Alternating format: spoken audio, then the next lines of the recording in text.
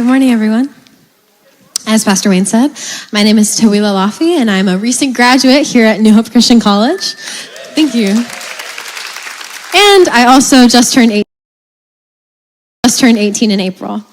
If you haven't met me yet, I'm sure you're wondering, and you might have some questions about just how I came to get my bachelor's at such a young age. Today, I'm not here to preach. I'm here to tell you the story of my heart and the choices I made that led me to this place, and give you a little peek behind the curtain into what the really real struggle was for me the 3 years I've been here. But first, I was around 7 when I came to know Jesus, and life doesn't really change when you've been raised in a Christian household. Growing up in the church, I came to know hearing God's voice through others. My grandpa was a pastor and also a teacher at a Bible college, and my parents had both been missionaries when they were younger. I grew up around Christianity and was involved in many areas of ministry for as long as I can remember. When I was younger, I remember hearing stories of how God truly intervened in people's lives, how he called them out in an extreme way. I would read books about how God called men and women to live entirely different lives, sometimes in an audible voice or in plain as day miracles. I remember reading late into the night, wide-eyed and so full of faith, thinking, God, could you ever use me like that? When I had finished high school, I knew I wanted to go to college. And funnily enough, I remember the call to New Hope came and had first appeared in a dusty cowboy and a cowboy hat and a blue button-up long sleeve. Pastor Wayne had come to Arizona, where I was living at the time, and had just finished up one of his mounted shooting runs. And I had the opportunity to talk with him.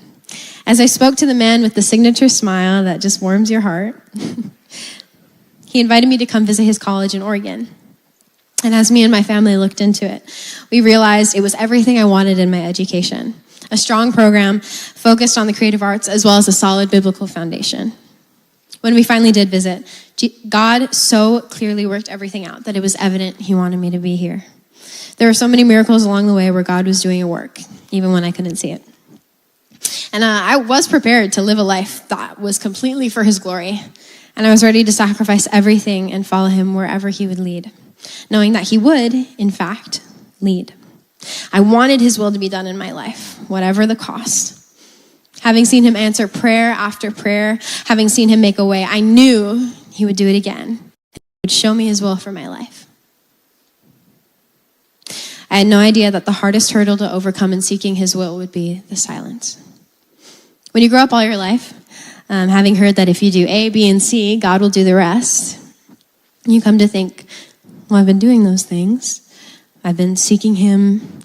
Am I not praying hard enough? Is my heart not fully surrendered? Where am I being disobedient? Questions upon questions. But slowly gnawing in the back of my mind was the thought. A worry that would sometimes keep me up at night. That would say, is there something wrong with me?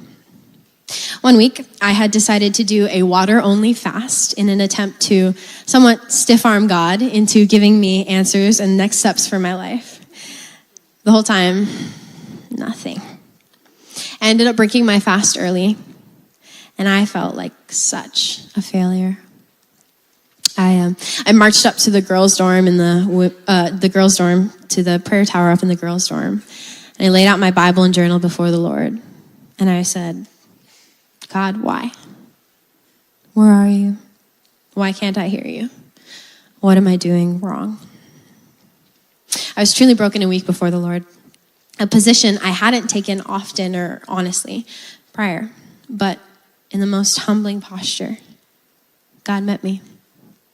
He reminded me through verses in Romans 8 that his will for my life was to live as his daughter, and I was seeking solutions about the future. But God was showing me his will for my life in the present. His presence was in that room, and I experienced him so closely, probably more than ever before.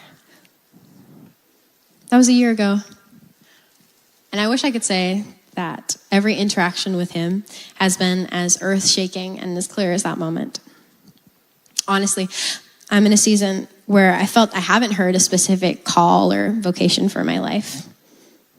I'm walking in the unknown through open doors, trusting that he will carry me through the rest. He has given me an open door to do YWAM In 2 weeks, I leave for Mexico. But other than that, I don't know beyond. There are days where I feel so full of faith that he will provide in every area. But there are still nights where I cry out in anger or frustration that I don't seem to be hearing him clearly. Then I cling to the times where I did hear him, where I knew he was there, and I trust that he's going to carry me through it again, even if his arms seem to be fainter than they were before. In the process, I notice the seemingly small miracles of the everyday. Sometimes they can speak just as loudly. I've held on to this. He will never leave me or forsake me. And if I'm going the wrong way, he's going to turn me back around. His love is too great to let me go. He never wastes a season, and no season is not for my ultimate good. For now, I follow one step at a time. For right now, YWAM. But I follow as far as the light of his lamp shows me. That doesn't mean it's not hard. Heck, I just graduated from Bible college, and I don't know what all God wants to do with my life. And our motto is follow the call. Like, that's crazy. But even still, I take comfort in knowing that so far he's already been so good. And that's enough. Pastor Nolan.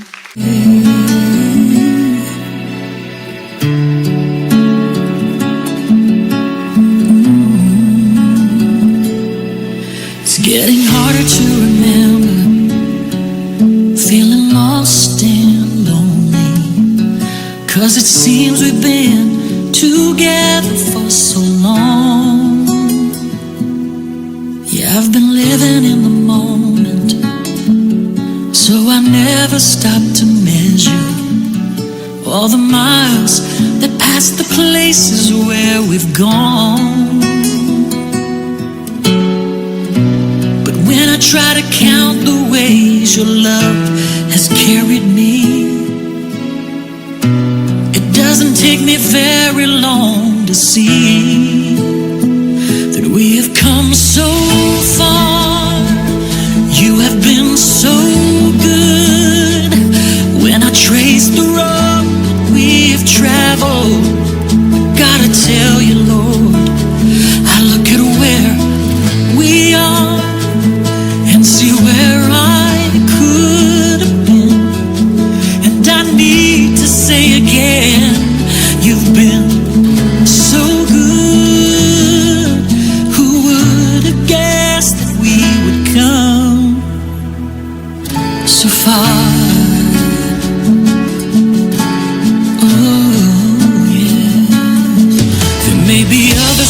Wondered why you kept on believing in the person that you knew I could become.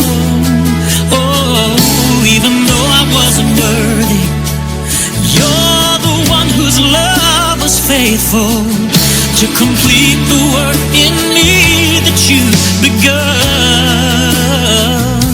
Oh, I don't know all the mountains that are left for us to climb, but I know when I reach the end I'll find, oh Lord, I'll find we have come so far. You have been so good. When I trace the road that we had traveled, I gotta tell you, Lord, I look at where we are and see where I could have been. And I need